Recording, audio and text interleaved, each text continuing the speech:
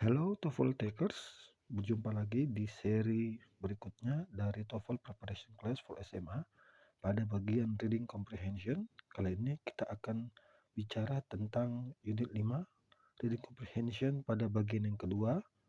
Bagian yang berikutnya ada di video-video sebelumnya, silakan dicek.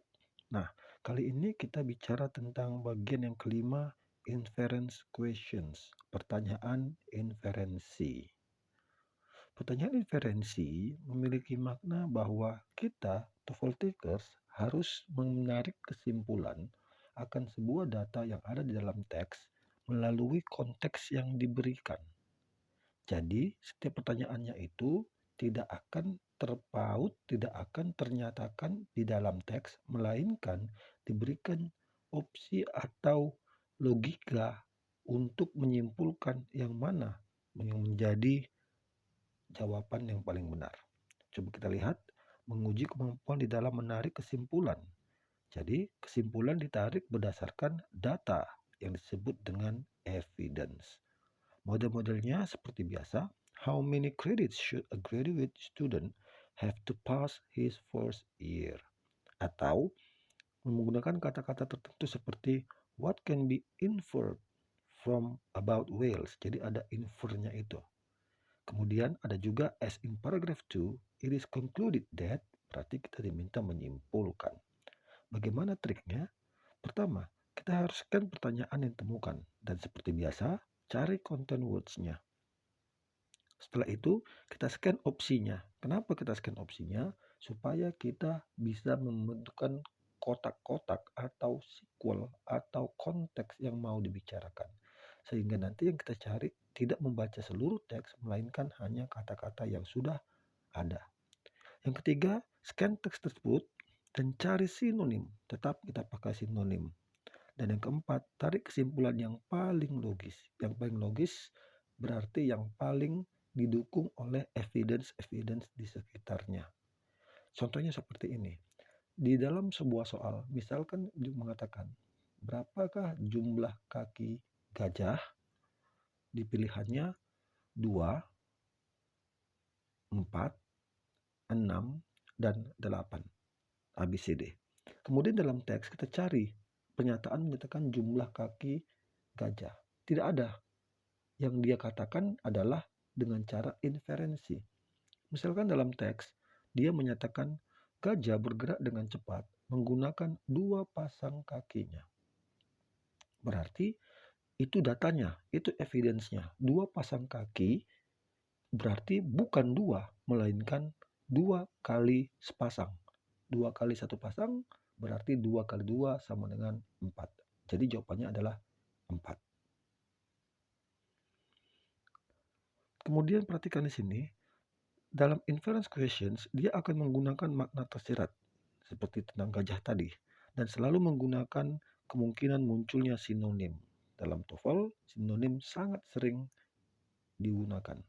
Selalu coba menarik kesimpulan umum dari bacaan dan cocokkan dengan opsi yang disediakan. Serta perhatikan bahwa jawaban akan selalu seputar opsi yang diberikan. Dia tidak akan memberikan di luar daripada itu. Sehingga kita tidak perlu menarik kesimpulan atas pengertian kita sendiri. Tugas kita hanya mencocokkan. Contoh, kalau kita lihat di sini seperti biasa, skill 1 pada bagian pertama video kita itu menentukan topik questions. Setiap ada soal, selalu kita cari topiknya terlebih dahulu. Mari kita coba. The family is changing. Itu 1. Berarti keluarga berubah. Kita lompat ke paragraf kedua. The nuclear family offers married women some advantages. They have freedom from their relatives. And the husband does not have all the power of the family. Itu yang kedua. Dan yang ketiga, terakhir, kalimat terakhir, also, well-educated husbands and wives often prefer to share the power. Jadi kita tahu bahwa konteks cerita ini adalah tentang family, husband, wife, power, dan changing family. Keluarga yang mengalami perubahan. Kita lihat contoh soalnya.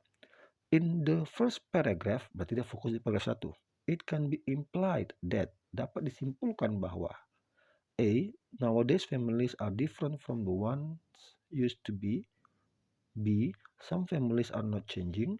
C. All families must change. Dan D. The family changing is about the power sharing. Nah, setelah kita baca tadi dari awal, kita tahu bahwa opsi D, delta, tidak mungkin karena dia ada di paragraf kedua. Oleh karena itu, opsi D harus disingkirkan. Kemudian A, B, dan C. Some families are not changing. Ini bertentangan dengan pernyataan yang tadi kita baca. Karena di awal dikatakan bahwa family are changing. Berarti alpha dan A dan C adalah opsinya. Maka jawaban yang benar adalah A. Kalimat pertama menggunakan kata changing. Changing berimplikasi pada pengertian bahwa keluarga itu berubah. Berarti changing itu sinonim dengan different from.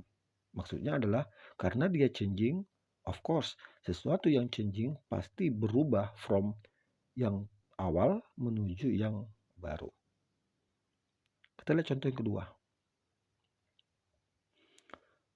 What elements are excluded from the nuclear family? Nah, ada kata elements, excluded, bukan included, tapi excluded from the nuclear family, dan kata kuncinya adalah nuclear families. Oke, tadi kita lihat nuclear families itu ada di teks. Scan opsinya, fathers and mothers, mothers and children, children and grandparents, grandparents and uncles or aunts. Perhatikan di sini, opsi A, B, C, D memiliki irisan. A dan B irisannya ada di mothers, B dan C ada di children, dan C dan D ada di grandparents. Artinya, jawaban yang kita harapkan nanti tidak boleh parsial. Coba kita kembali ke teks, kita cari. Apakah dia di paragraf 1 atau paragraf 2 dan seterusnya. Nah, setelah kita scan, tadi kita baca, di paragraf 1 ada kata nuclear family. Itu ada di line ke 3, 4. Oke. The nuclear family consists of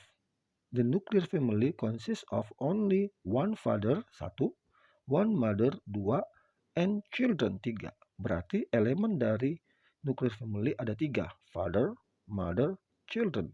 Di soal tadi ditanyakan adalah yang excluded, berarti di luar dari yang 3 ini. Berarti jawabannya adalah delta. Karena di alpha, di A ada fathers dan mothers, di B ada mother dan children, di C ada children tapi tidak ada grandparents, dan di D grandparents dan uncles or aunts tidak ada di nuclear family. Berikutnya, the author implied about the wives. Nah, kali ini kata kuncinya ada wives. Jadi fokus kepada yang wives. Kemudian opsinya A, they have more freedom.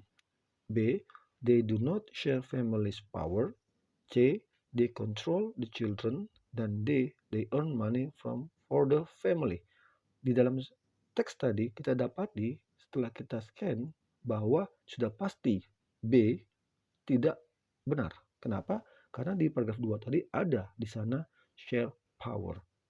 Kemudian kita cek mana yang benar. Kita kembali ke teks kita.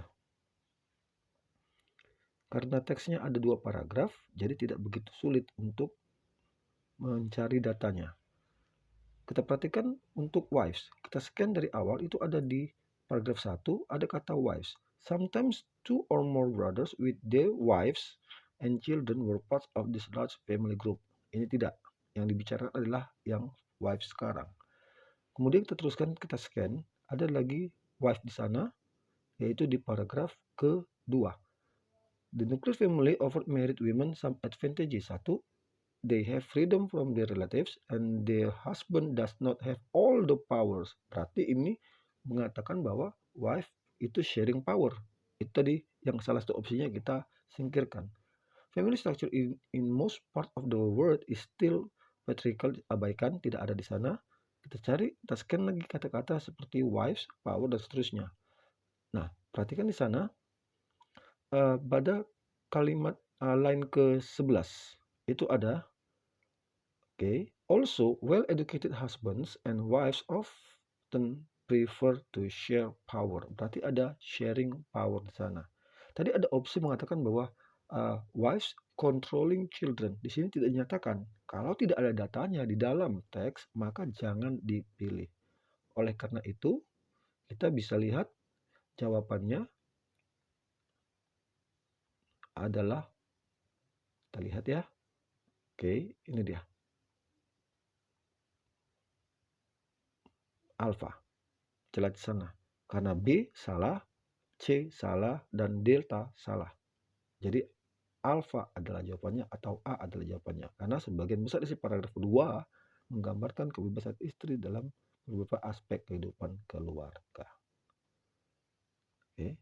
Nah, demikian trik untuk jenis soal yang seperti ini. Silakan diterapkan di dalam exercise dan kuis nanti. Kita berjumpa lagi di bagian berikutnya.